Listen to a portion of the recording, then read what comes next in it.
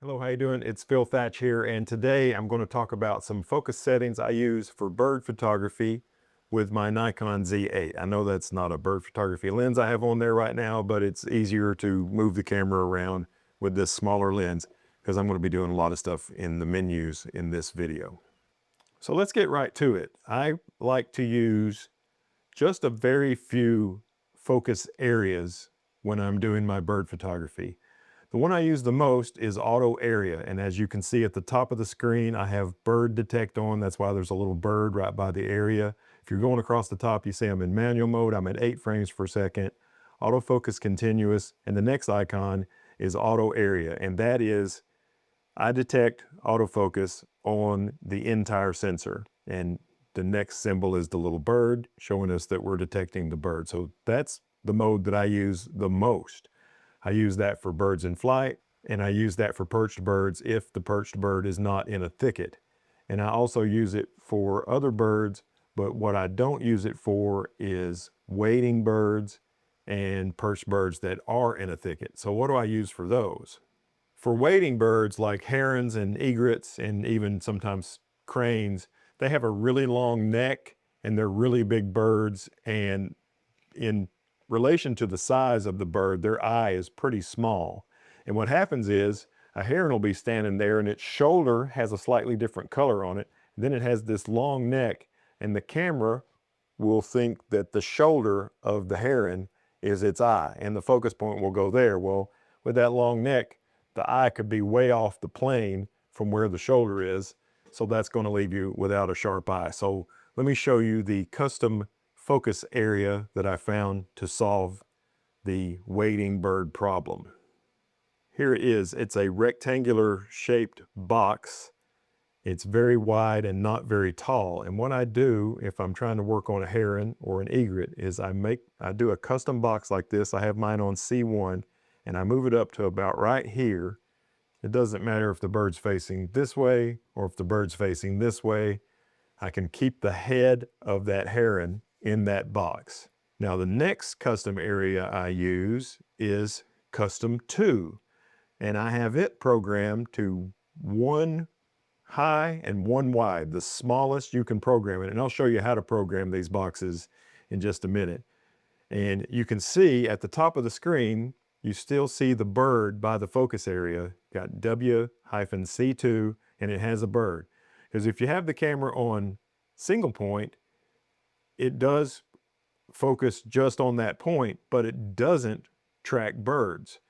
So I have mine on C2 and make a small point, and then it tracks the bird. So if the bird is in a thicket, I can put that single point on the bird through the thicket, and once the camera realizes it's a bird, then that bird detection kicks in, and it'll usually move the focus point to the eye, even if that focus point is slightly out of that little box.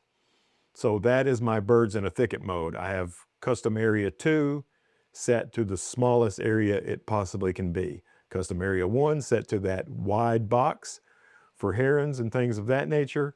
And then I use auto area, the full sensor, for pretty much everything else.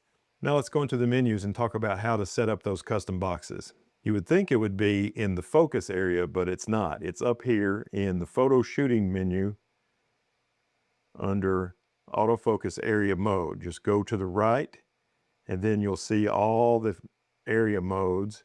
And the ones we're going to mess with is wide area custom 1 and wide area custom 2. So once you're on top of one of those, move your multi-selector to the right, and then you can program the size. And mine for herons is 19 by 3. You can move the selector and make it as big as 19 by 11 or make it as small as 1 by 1.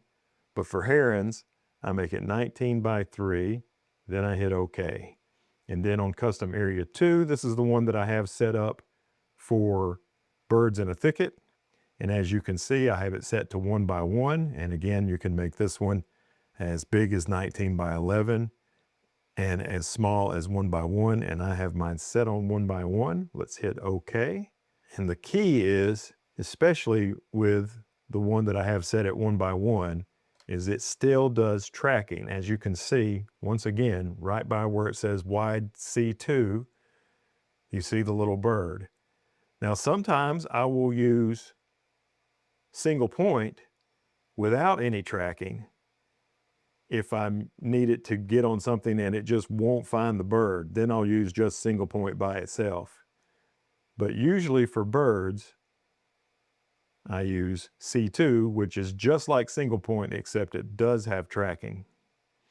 Now, see how I'm flipping through the area modes really quickly, and I'm just pressing the movie record button here to do that.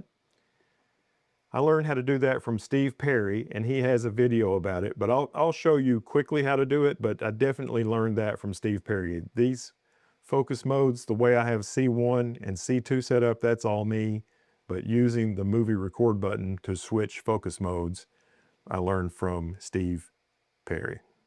And the way to do that is to go to the controls area. It's under the pencil, and then the F for controls, then use your selector to go to the right and go down to custom controls shooting, and then go to the right.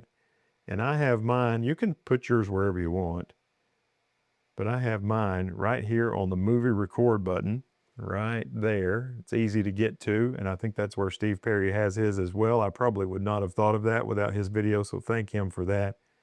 And then once you have it set to cycle autofocus area mode, which mine already is, you have to go to the right, and then you can pick which areas you want it to be able to choose. See, I don't want it to go to all of these areas. I'd use auto area AF. I really don't use 3D tracking that much, but I still have it checked just in case I want to fool with it. And then there's my wide area C2, which is my single point. There's my wide area C1, which is my heron area. I don't have any of these checked because I don't use them. And then single point and pinpoint. Pinpoint will only come up if you're in AFS, which I'm almost always in AFC. And so mine will just cycle through single point, and then next it goes to wide area C1, wide area C2, 3D tracking, and auto area. Another important thing to remember is in your focus areas, see if I can find it, limit autofocus mode selection. And you can see I have basically all of them checked. So when I'm looking, for example, in the I menu at focus areas, I can see them all. But if one of these is not checked, even if you have it checked in your cycle area that we just looked at, it won't come up. So make sure to have this match your cycle area, or just turn them all on.